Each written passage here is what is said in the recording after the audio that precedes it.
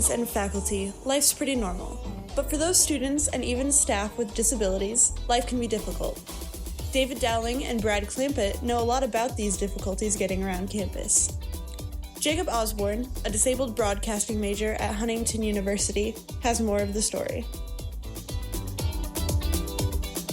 I was born in the Philippines, May 18th, 1999. My mother was like, I can't take care of this child, so I'm going to put him up for adoption. David Dowling, a film major at Huntington University, is a prime example of the student side of this story. He has arthrogryposis multiplex congenita. This, according to the American Association of Neuromuscular and Electrodiagnostic Medicine, is a disease of newborns resulting in decreased flexibility of the joints. Symptoms include stiff joints and muscle weakness. The areas that are most likely to have a lack of movement are the shoulders, elbows, wrists, hands, hips, knees, and feet. The lack of movement, unlike many other diseases, does not get worse as time goes by. So Dowling's birth mother took him to an adoption center in the Philippines where his sister found him. My sister ended up visiting.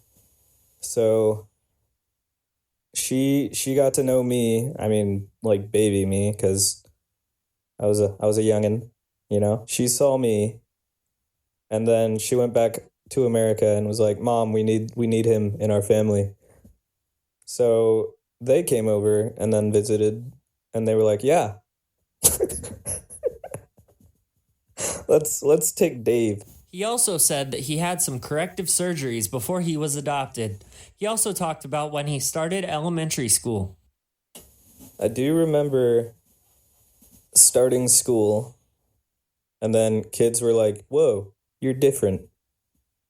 Because I used a manual chair back then, and I had someone push me around. So that's kind of where I figured out that I wasn't the same as everyone else, at least physically. In middle school, he did something that surprised his classmates and even himself, playing in the drum line. And I played drum set, which a lot of people were really surprised about because they were just like, oh, I didn't know you could do that. And I personally didn't know I could either. Dowling has had some of his funniest moments in drumline. At one competition, he wasn't able to use his power chair. I had my friend push me in the walker in the parking lot. And then stupid me was like, yo, Alex, push me faster. So we went faster, and then faster and faster. And the wheels on the front of my walker started going all crazy. It got to the point where the wheels couldn't even move straight forward anymore, so his walker flipped. And it was probably like the most like cartoonish flip you would ever see that would happen in real life, because it was so quick. And everyone in the parking lot was just completely shocked. They were like, is he okay? And then I just sat up right after I fell and was dying of laughter. He no longer does drumline, but he hopes to join Joyful Noise, Huntington University's worship band. The only problems that Dowling stated with the campus were the hub and the dorm buildings. He described the most difficult building as the hub.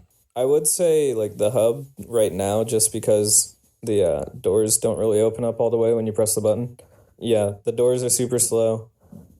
Or the dorms, whenever I want to go hang out with friends, we either have to stay on the first floor or we have to or we have to flag somebody down who has an elevator pass, and that can usually take a while. HU also has a person with a disability on staff as a database programmer for IT, Brad Clampett. He crashed his motorcycle into 2 trees the summer after he graduated high school in 1983. In his words, the trees won. The crash left him with a T4-5 spinal cord injury and a brachial plexus injury to his right shoulder, which along with paralysis, left him with limited use of his right arm. After spending a few months in the hospital, he was sent to rehab, where they fitted him with a wheelchair and showed him how to operate it in the city.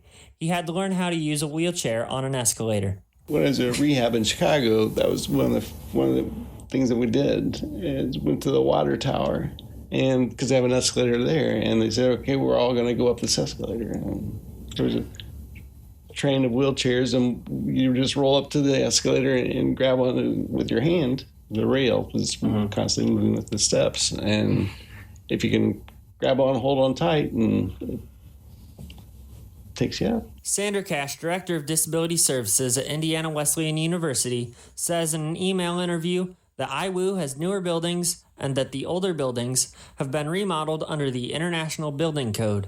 She also says that they now have a private family bathroom in their student center so that a student who has a personal care attendant can access the restroom. The only things Clampett had to complain about in his last 12 years of working at HU were basically what Dowling had said: poor design of some of the buildings. Low Bren has an old classroom in the basement, Clampett told me in an email interview, with a stadium-style setup. This makes it impossible to get to the front of the class. He also mentioned the Annex building because of its split-level entry. He does note that when these buildings were built, accessibility wasn't even a consideration. All in all, he says, HU has helped with his office accommodations and has really done a great job as far as making things accessible. He even points out that people would go out of their way to make things easier. When asked about this, Dowling agreed with Clampett. Usually when elevators are broken, I end up contacting my professor and saying I can't get to the class. And most of them have really been good about moving the class to somewhere else where I can get to. Or they just catch me up on the work, either the next class or they just send me notes or whatever. For the Huntingtonian, I'm Jacob Osborne.